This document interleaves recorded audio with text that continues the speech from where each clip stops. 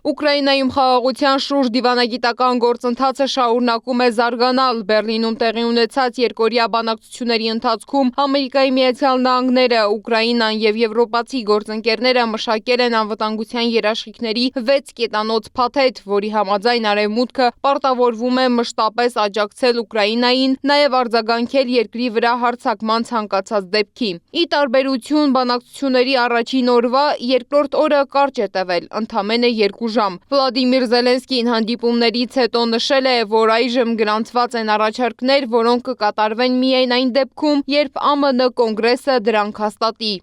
Կարծում եմ, որ տարածքների հարցը ցավոտ է։ Մենք չենք կարող առաջ շարժվել, քանզի սա երկար երկխոսություն է։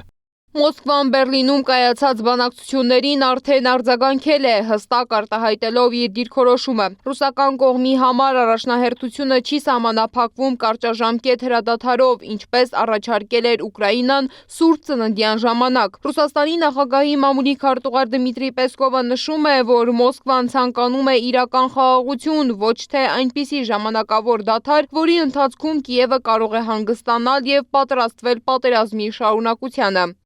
Մենք ուզում ենք կանգնեցնել այս պատերազմը, հասնել մեր նպատակներին, ապահովել մեր շահերը եւ երաշխավորել խաղաղությունը Եվրոպայում ապագայի համար։ Մենք պատրաստ ենք նաեւ վերլուծել Կիևի անվտանգության երաշխիքների վերաբերյալ ԵՄ առաջնորդների համատեղ հայտարարության տեքստը, երբ այն կհասնի Մոսկվա։ Իսկ Եվրոպայի դիրքորոշումը հակառակն է։ Գերմանիայի կանցլեր Ֆրիդրիխ Մերցը ավելի վաղ բացահայտ կոչ է արել Ռուսաստանին դադարեցնել մարտերը, ընդգծելով, որ եթե Մոսկվան մի փոքր մարտկություն ունի, ապա ռազմական գործողությունները պետք է դադարեցվեն, առնվազն Սուրբ ծննդյան շրջանում։ ԵՄ-ն մշակել է մի շարք առաջարկներ, սակայն այժմ ամեն ինչ կախված է Ռուսաստանից։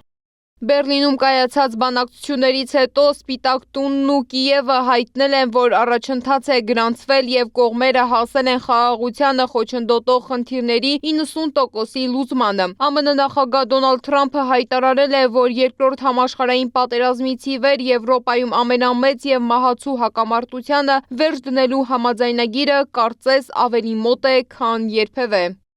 Մենք փորձում ենք դա ավարտին հասցնել եւ կարծում եմ հիմա ավելի մոտ ենք։ Մենք բազմաթիվ զրույցներ ունեցանք Ռուսաստանի նախագահ Պուտինի հետ եւ կարծում եմ, որ մենք հիմա ավելի մոտ ենք, քան երբևէ եւ կտեսնենք, թե ինչ կարող ենք անել։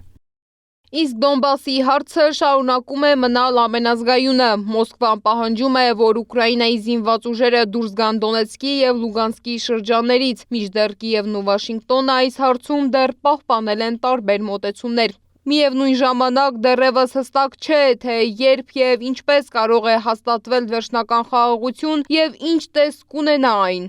Սվետլանա Պետրոսյան, ABC Media։ Բաժանորդագրվեք YouTube-ի մեր ալիքին, հետևեք մեզ Facebook-ում, Telegram-ում, Instagram-ում, TikTok-ում, WhatsApp-ում կամ այցելեք մեր պաշտոնական կայք www.abcmedia.am։